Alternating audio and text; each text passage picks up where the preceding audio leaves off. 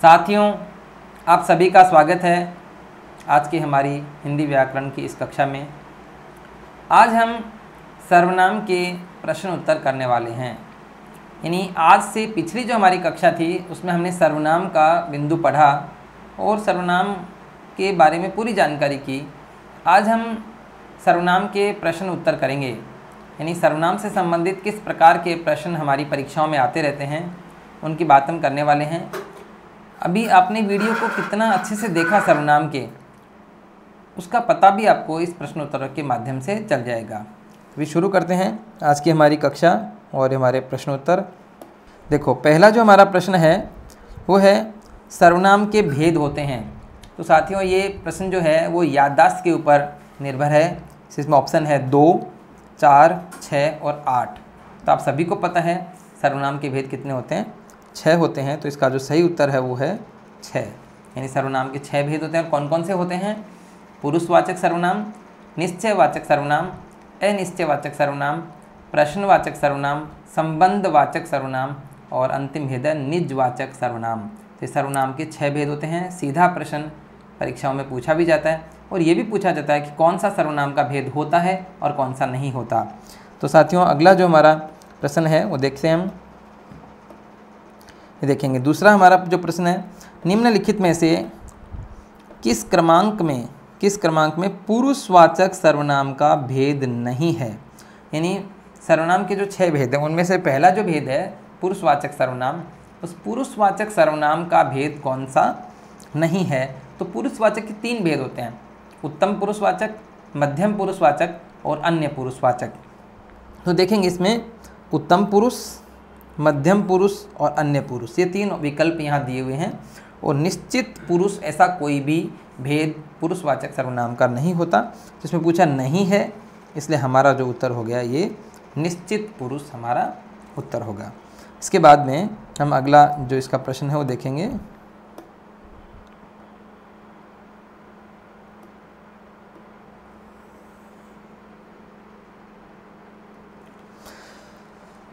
मैं, मेरा, मेरी, मुझे, हमें, हमारा, ये कुछ सर्वनाम हैं। शब्द सर्वनाम के किस भेद के अंतर्गत आते हैं? ये सर्वनाम के कौन से भेद के अंतर्गत आते हैं? और हमारे जो विकल्प हैं वो हैं, देखें, निश्चयवाचक सर्वनाम, पुरुषवाचक सर्वनाम, निजवाचक सर्वनाम और उत्तम पुरुषवाचक सर्वनाम। साथियों, यहाँ पर जो प्रश्न है ये जानबूझ के इसके जो 2 विकल्प हमने डाले हैं।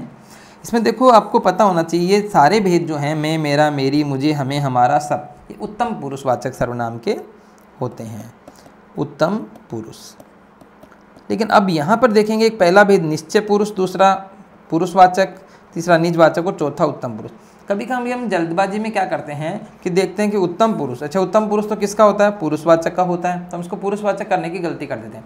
फिर हम चौथा ऑप्शन जब देखते हैं तो हमें पता चलता है कि उत्तम पुरुष है, तो फिर हमें पता चलता है कि उत्तर तो ये उत्तम पुरुष है। और यदि हमने गलती से पुरुषवाचक को उत्तर कर दिया तो भी हमारा गलत हो जाएगा। मतलब एक छोटी सी बात हमारा उत्तर गलत करवा सकती है। इसलिए हमेशा ध्यान रखने की बात है, जो हमारे जो कॉम्पिटिशन एग्जाम में 4 विकल्प देखे बिना हम उत्तर नहीं करें। कभी कभी हम बहुत ज़्यादा एक्साइटेड हो जाते हैं और हम देखते हैं कि ये तो आ गया हमें, तो हम कर देते हैं उसका। लेकिन बाद में पता चलता है कि इसका तो ये इसका भेद था और ये इसका उत्तर, फाइनल उत्तर तो ये निकला। अगर ये नहीं होता तो ये हो सकता था। इसका जो उत्तर है उत्तम पुरुषवाचक होगा। उत्तम पुरुषवाचक या नहीं होता तो इसका जो उत्तर वो कि पुरुषवाचक भी हो सकता था। इसलिए हमें 4 विकल्प देखे बिना कभी भी उत्तर नहीं करें। और बहुत ज़्यादा मैंने देखा, ये जीके में भी देखा और हिंदी में भी, कि ऐसे इस तरह के विकल्प बना देते हैं कि जल्दबाजी में उत्तर करने वाला गलत कर देता है। तो ऐसा हम नहीं करें, हमें इसका ध्यान रखना है। अगला जो प्रश्न देखेंगे हम,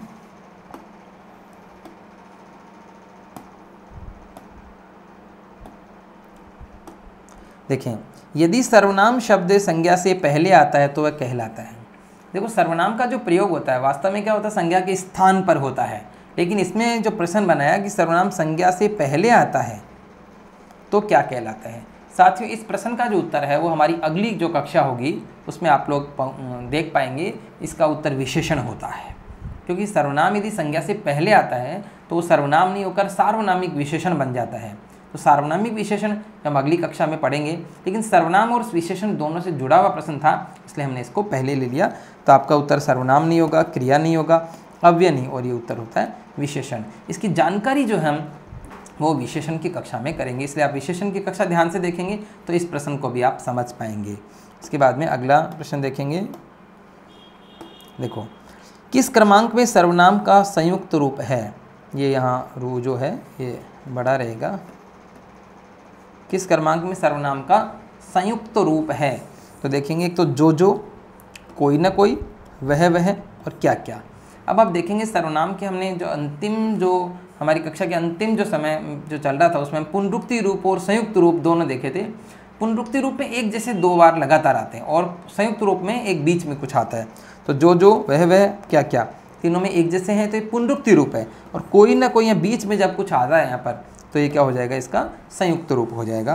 तो सर्वनाम का संयुक्त रूप कौन सा हो गया इसमें? कोई न कोई। इसके बाद में अगला जो प्रश्न है देखेंगे। देखो, सर्वनाम का शाब्दिक अर्थ होता है।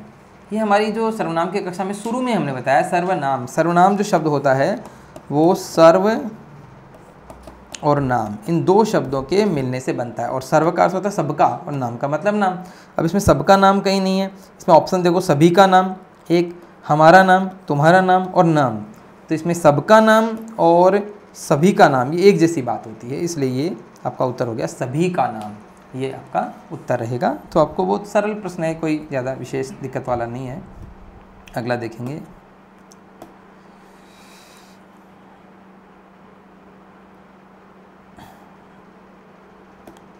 इसमें 3 प्रश्न हम एक साथ ले रहे हैं। देखो, यह पानी तो सबका है, वाक्य में यह शब्द कौन सी व्याकरणिक इकाई है? देखो, यह वैसे क्या होता है? सर्वनाम होता है, लेकिन यहाँ पर यह क्या है? ये पानी से पहले आ रहा है। और पानी शब्द क्या है यहाँ पर?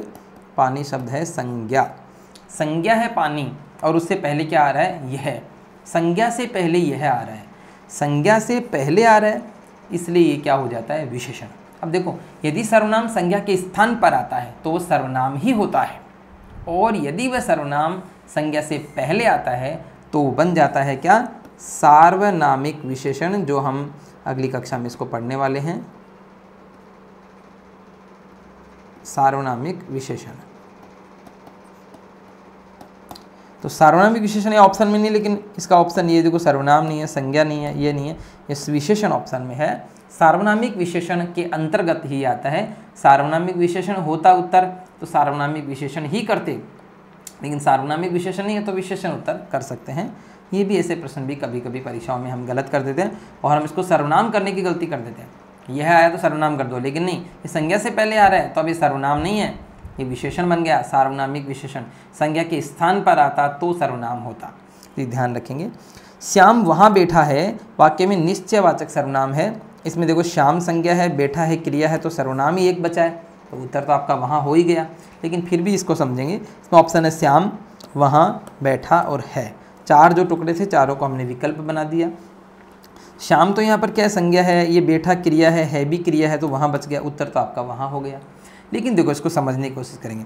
इसमें पूछा है निश्चयवाचक सर्वनाम। निश्चयवाचक सर्वनाम जो होता है वो संज्ञा के बाद में आता है, ये संज्ञा के बाद में है निश्चयवाचक सर्वनाम। तो श्याम वहाँ बैठा है, वहाँ क्या हो गया? निश्चयवाचक सर्वनाम हो गया। अगला देखेंगे। पंडित नेहरू भारत के प्रथम प्रधानमंत्री थे, आप आधुनिक भारत के निर्माता थे। ये जो हमने जो क्वेश्चन बनाया है, ये हमारे अभी जो कल की जो हमारी जो इससे पिछली जो कक्षा थी सर्वनाम की, उसमें भी ये विकल्प इसी तरह से सेम उदाहरण है। ये वाक्य में आप सर्वनाम का प्रयोग किसका भेद है? यदि आपको याद है, अपनी वीडियो को देखा है ढंग से, तो आप इसका उत्तर समझ गए होंगे। इसके विकल्प है मध्यम पुरुषवाचक सर्वनाम, निजवाचक सर्वनाम, अन्य पुरुषवाचक सर्वनाम और संबंधवाचक सर्वनाम। इसके 4 विकल्प हैं, मध्यम पुरुषवाचक, निजवाचक, अन्य पुरुषवाचक और संबंधवाचक। देखो, संबंधवाचक आप जानते हैं कि इसमें नहीं है, जो सो ये सब आता है, लेकिन इन 3 विकल्पों में हम उलझ सकते हैं, मध्यम पुरुष, निजवाचक और अन्य पुरुष। आपका प्रयोग यदि हम सामने वाले के लिए करते हैं तो क्या होता है? मध्यम पुरुष। लेकिन यहाँ सामने वाले के लिए नहीं कर रहे, इसलिए मध्यम पुरुष नहीं है। यदि आपका प्रयोग हम खुद के लिए करते हैं तो होता है निजवाचक, या खुद के लिए भी नहीं कर रहे, ये कर रहे हैं किसी का परिचय दिखाने के लिए, किसी का परिचय कराने के लिए। यहाँ हम पंडित नेहरू जी का परिचय करा रहे हैं कि वो क्या थे, क्या हैं, इस तरह से। तो ये आप सर्वनाम का प्रयोग हम परिचय कराने के लिए कर रहे हैं। और इसी तरीके के वाक्यों में करेंगे तो यहाँ पर ये होता है अन्य पुरुषवाचक सर्वनाम। इसके बारे में भी हम जानकारी कर चुके हैं और कई एग्जाम्स में इस तरीके के प्रश्न आ भी चुके हैं और आगे भी आएंगे, तो आप थोड़ा सा ध्यान रखेंगे इस तरह के प्रश्न का। अगला प्रश्न देखेंगे हम। देखें, मैं आप चला जाऊंगा, मैं आप चला जाऊंगा, वाक्य में आप सर्वनाम का कौन सा भेद है? आप का मतलब होता है यहाँ पर अपने आप, मतलब कोई बच्चा बोलता है, कोई बड़ा, मैं अपने आप चला जाऊंगा, मतलब खुद के लिए एक प्रयोग में ले रहा है, तो खुद के लिए यहाँ पर जो है वो निजवाचक होगा। हालांकि खुद के लिए उत्तम पुरुष भी होता है, लेकिन उत्तम पुरुष में सीधा आएगा मैं चला जाऊंगा, और मैं आप चला जाऊंगा, मैं अपने आप चला जाऊंगा, तो ये बनता है निजवाचक। तो ये आप थोड़ा सा ध्यान करेंगे कि अपने आप, खुद, स्वयं, इस तरह के जो शब्दों का प्रयोग जहाँ होता है वह निजवाचक सर्वनाम होता है और ये खुद के लिए ही प्रयोग में आते हैं। अगला देखेंगे, जैसी करनी वैसी भरनी, वाक्य में किस प्रकार का सर्वनाम? तो इसमें जैसी और वैसी ये दो जोड़े हैं, जैसी और वैसी ये सर्वनाम शब्द हैं, जैसी करनी वैसी भरनी, तो इन दोनों के बीच में क्या है? संबंध बना हुआ है। इसके विकल्प देखेंगे, मध्यम, ये मध्यम है, ये मध्य लिख दिया, मध्यम पुरुषवाचक सर्वनाम, मध्यम पुरुष संबंधवाचक, प्रश्नवाचक और निश्चयवाचक, तो ये मध्यम पुरुषवाचक है, इसका इसमें ध्यान रख लेना। तो ये भी इसका उत्तर नहीं है, प्रश्न भी इसमें नहीं है, निश्चय भी नहीं, इसमें केवल संबंध है दो के बीच में, जैसी और वैसी के बीच में, तो ये क्या हो गया? संबंधवाचक सर्वनाम इसका उत्तर हो गया। अगला देखेंगे, इसमें देखो किस क्रमांक में अन्य पुरुषवाचक सर्वनाम है? अन्य पुरुष यानी उत्तम, मध्यम और अन्य, उनकी बात करें। एक ऑप्शन है इसमें क्या, दूसरा है मैं, तीसरा उन्हें और चौथा आपका। क्या, मैं, उन्हें, आपका, ये चार इसके विकल्प हैं। तो देखेंगे किस क्रमांक में अन्य पुरुषवाचक सर्वनाम है? क्या, मैं, उन्हें, आपका। तो देखेंगे इसमें क्या प्रश्नवाचक होता है, इसलिए नहीं है। मैं उत्तम पुरुष होता है, इसलिए ये भी इसका विकल्प नहीं है। उन्हें और आपका, आपका होता है मध्यम पुरुष, तो ये भी नहीं है। ये है अन्य पुरुष में उन्हें, यह, वह, इसे, यह, वह, ये, वे, इन्हें, उन्हें, थोड़ा सा याद करेंगे तो आपको विकल्प याद आ जाएंगे कि क्या क्या हमने इसमें उदाहरण लिए थे। उन्हें इसका उत्तर रहेगा। अगला प्रश्न देखेंगे,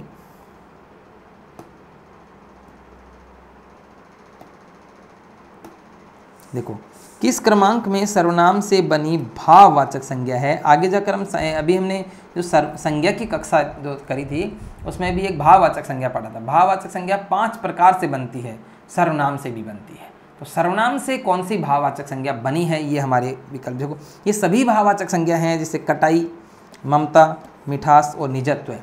तो देखो कटाई बना है काट से, और काट क्या है? एक क्रिया है, मतलब ये इसका उत्तर नहीं है। मिठास, मीठा से बना है, मीठा क्या होता है? विशेषण होता है, यानी ये भी नहीं है। और निज, निज से बना निजत्व, निज होता अव्यय होता है, जो हम आगे की कक्षाओं में पढ़ेंगे। इसमें मम, मम जो है उसके जुड़ा हुआ है ता, और मम का अर्थ होता है मेरा, मम का अर्थ मेरा होता है, और मेरा क्या है? यहाँ पर सर्वनाम है। तो ये ममता जो भाववाचक संज्ञा है ये बनी है सर्वनाम से, ये आपको ध्यान रखना है, बस इतना, और कोई खास इसमें बात नहीं है। ममता से, ममता जो है मम से बना, और मम का अर्थ मेरा होता है। ममता भी भाववाचक संज्ञा है, लेकिन बनी किससे? मम से, इसलिए आपको उत्तर क्या रहेगा? ममता। अगला देखेंगे, इसमें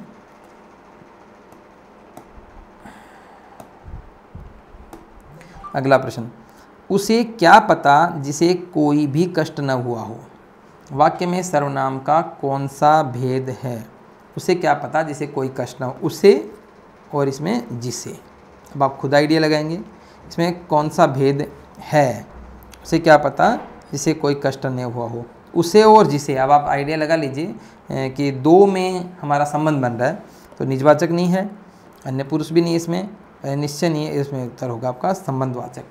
संबंधवाचक होगा उसे जिसे, ये आपको ध्यान में रखना है। अगला देखेंगे,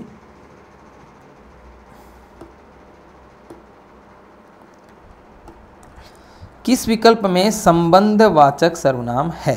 संबंधवाचक किसमें है? कौन, जो, वह और कोई। तो इसमें एक ही संबंधवाचक है, और वो कौन सा है? जो, जो, सो, जैसी वैसी, तो जो करेगा सो भरेगा, तो ये संबंधवाचक है। कौन प्रश्नवाचक होता है, ये अन्य पुरुष भी होता है, निश्चयवाचक होता है, ये कोई अनिश्चयवाचक होता है, ये आपका उत्तर रहेगा जो। ये आपको ध्यान में रखना है। इसके बाद में अगला देखेंगे,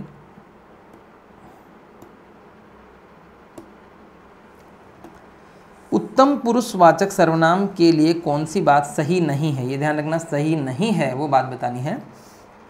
इसका प्रयोग वक्ता के लिए होता है। एक तो वक्ता यानी बोलने वाले के लिए होता है, इसका प्रयोग वक्ता के लिए होता है यानी बोलने वाले के लिए होता है। यह पुरुषवाचक सर्वनाम का भेद है, पुरुषवाचक सर्वनाम का भेद होता है ये एक बात। तीसरा है मैं, मेरा, हमारा आदि इस सर्वनाम के उदाहरण हैं, यह सर्वनाम का मुख्य भेद होता है। 4 बातें इसमें आ रही हैं। तो देखो कौन सी बात सही है वो हम टिक लगाते जाएंगे और गलत है वो हमारा उत्तर होगा।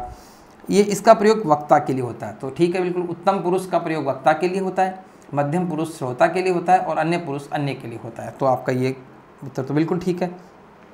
पुरुषवाचक का भेद है, पुरुषवाचक के 3 भेद होते हैं, उत्तम, मध्यम, अन्य। तो पुरुषवाचक का भेद भी होता है, ये भी बात ठीक है। मैं, मेरा, हमारा आदि इस सर्वनाम के उदाहरण, ये बात भी ठीक है, ये इसी के उदाहरण है। और अगला जो है, सर्वनाम का मुख्य भेद नहीं होता। सर्वनाम के मुख्य भेद तो होता है पुरुषवाचक, और ये पुरुषवाचक का भेद होता है उत्तम पुरुषवाचक, इसलिए सर्वनाम का मुख्य भेद नहीं होकर ये उपभेद होता है। इसलिए आपका जो विकल्प है सही नहीं है ये बात, तो ये आपका उत्तर रहेगा चौथा। इसका ध्यान करेंगे, बहुत सरल है, बस चारों विकल्पों को अच्छे से पढ़ना और समझना है। इसके बाद में अगला देखें, किस क्रमांक में सर्वनाम का भेद नहीं है। सर्वनाम का भेद नहीं, अगर आपको 6 सर्वनाम याद हैं तो आप इसका उत्तर आसानी से कर सकते हैं। कौन से 6 सर्वनाम? पुरुषवाचक, निश्चयवाचक, अनिश्चयवाचक, प्रश्नवाचक, एक संबंधवाचक और निजवाचक। देखेंगे इसको, संबंधवाचक, निजवाचक, अस्तित्ववाचक, पुरुषवाचक। तो ये नाम जो अस्तित्व है ये हमने अभी सुना है, और बाकी पुरुषवाचक, निजवाचक, संबंधवाचक भी इसके भेद होते हैं, और 3 भेद और होते हैं, लेकिन अस्तित्ववाचक नाम से कोई भेद नहीं होता है, मन गढ़ंत बनाया हुआ है। तो आप ध्यान करेंगे, इस तरह के प्रश्न भी परीक्षाओं में पूछे जाते हैं। अगला देखेंगे, पुरुषवाचक सर्वनाम के भेद होते हैं 1, 2, 3 और कोई नहीं। पुरुषवाचक सर्वनाम के भेद कितने होते हैं? 1, 2, 3, कोई नहीं। ये 3-4 विकल्प हैं इसके। पुरुषवाचक के भेद कितने होते हैं? और आपको सबको पता है पुरुषवाचक के भेद होते हैं 3, उत्तम पुरुषवाचक, मध्यम पुरुषवाचक और अन्य पुरुषवाचक। यदि आपको भेद याद है तो आप आसानी से उत्तर कर सकते हैं। अगला प्रश्न देखेंगे, सर्वनाम होते हैं। ये देखें, सर्वनाम होते हैं, इसमें एक विकल्प है विकारी, अविकारी, क्रिया विशेषण और विस्मयादि बोधक।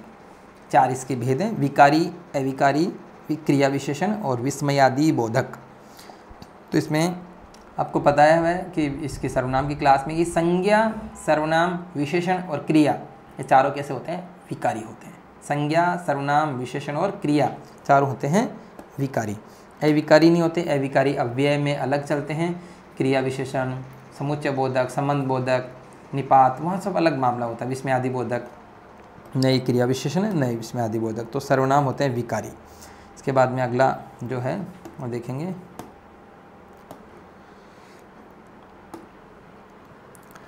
आप खाना खा लीजिए। वाक्य में आप किस प्रकार का सर्वनाम है? आप शब्द की बात हम करें, आप किस प्रकार का सर्वनाम है? उत्तम पुरुष, मध्यम पुरुष, अन्य पुरुष, निश्चय पुरुष। 4 इसके विकल्प देखें। आप खाना खा लीजिए, हम सामने वाले को बोल रहे हैं, और सामने वाला मतलब श्रोता यानी सुनने वाला। तो सुनने वाला क्या कौन हो गया यहाँ पर? मध्यम पुरुष। तो आपका उत्तम पुरुष में खुद के लिए आता है, मध्यम पुरुष इसका विकल्प है उत्तर, अन्य पुरुष अन्य के लिए, और निश्चय पुरुष इसमें नहीं है। तो मध्यम पुरुष आपका उत्तर हो जाएगा। सामने वाले के लिए होता है तो मध्यम पुरुषवाचक सर्वनाम होता है।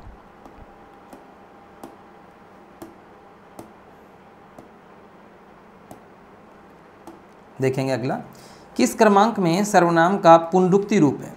सर्वनाम का पुनरुक्ति रूप किसमें है? कोई न कोई, कभी न कभी, कुछ कुछ, कुछ न कुछ। तो आपको बिल्कुल पता है कि पुनरुक्ति रूप वो होता है जिसमें एक ही शब्द 2 बार आता है। तो इसमें एक ही शब्द 2 बार यहाँ आ रहा है, हालांकि ये भी 2 बार आ रहे हैं, लेकिन इनके बीच में कोई जब और कुछ आ जाता है तो ये इसका संयुक्त रूप बन जाता है। यहाँ भी संयुक्त रूप है, यहाँ भी संयुक्त रूप है, और ये इसका सीधा है पुनरुक्ति रूप है। तो इसमें आपको बहुत आसानी से समझ में आ सकता है। अगला देखेंगे, किस वाक्य में सर्वनाम का प्रयोग शुद्ध है? सर्वनाम का शुद्ध जो प्रयोग है वो कौन से वाक्य में है? मतलब शुद्ध शुद्ध के का भी प्रश्न है एक तरह से, लेकिन शुद्ध शुद्ध जो है शब्द शुद्धि, उसमें भी जो अशुद्धि होती है उसमें एक सर्वनाम संबंधी अशुद्धि भी हम पढ़ेंगे आगे जाकर, उससे संबंधित है। मेरे को 2 रुपये दे दो। एक, मैं तुम्हें बुलाऊंगा। तेरे को कब जाना है, वो कब आएगा। 4 इसके विकल्प हैं। तो आपको बता देता हूँ कि मेरे को इस तरह का वाक्य प्रयोग जो है गलत होता है। मेरे को 2 रुपये दे दो गलत है, मुझे 2 रुपये दे दो ये सही होता है। मेरे को शब्द अशुद्ध माना जाता है। जब मेरे को अशुद्ध है तो तेरे को भी अशुद्ध है। मेरे को और तेरे को की जगह क्या आएगा, मुझे 2 रुपये दे दो। तेरे को कब जाना है, नहीं, तुझे कब जाना है ये आएगा। और मैं तुम्हें बुलाऊंगा और वो कब आएगा, ये वो भी अशुद्ध होता है। वो नहीं, वह कब आएगा, वो जो है हम बोलचाल में प्रयोग में लेते हैं, लेकिन व्याकरणिक दृष्टि से अशुद्ध होता है। इसमें आपका उत्तर रहेगा मैं तुम्हें बुलाऊंगा, ये सही उत्तर है इसका। अगला देखेंगे इसका। अगला और अंतिम प्रश्न है ये, अन्य पुरुषवाचक सर्वनाम का अन्य नाम क्या है। बड़ा अच्छा प्रश्न है। अन्य पुरुषवाचक का अन्य नाम, इसमें आपके विकल्प हैं प्रथम पुरुष, मध्यम पुरुष, संबंध पुरुष, उत्तम पुरुष। 4 इसके विकल्प हैं, प्रथम पुरुष, मध्यम पुरुष, संबंध पुरुष और उत्तम पुरुष। तो इसमें जो आपका जो है उत्तर रहेगा प्रथम पुरुष। ये आपको मैंने बताया नहीं, लेकिन ये संस्कृत में चलता है इसका ये नाम प्रथम पुरुष। प्रथम, वहाँ पर अपने यहाँ तो क्या होता है उत्तम पुरुष, और उनके यहाँ जो खुद को, संस्कृत में क्या होता है, खुद को सामने वाले को छोड़ने के बाद जो पहला होता है उसको प्रथम पुरुष बोलते हैं। तो प्रथम पुरुष अन्य पुरुष को कहते हैं, जबकि हम लोग इसमें गलती करके उत्तम पुरुष भी कर सकते हैं। तो वास्तव में अन्य पुरुषवाचक सर्वनाम का जो अन्य नाम क्या है, प्रथम पुरुष इसका अन्य नाम है। इस प्रकार से साथियों आज हमने ये जो सर्वनाम के जो प्रश्न उत्तर किए, कोशिश की कि सर्वनाम के जितने भी जो बातें हमने सर्वनाम की कक्षा में की और सर्वनाम से संबंधित जो प्रश्न बनते हैं उस पर हमने बातचीत की, और इसी तरीके के प्रश्न अपने जो प्रतियोगी जो परीक्षाएं हैं उनमें आते रहते हैं। आज की कक्षा के लिए इतना ही, धन्यवाद।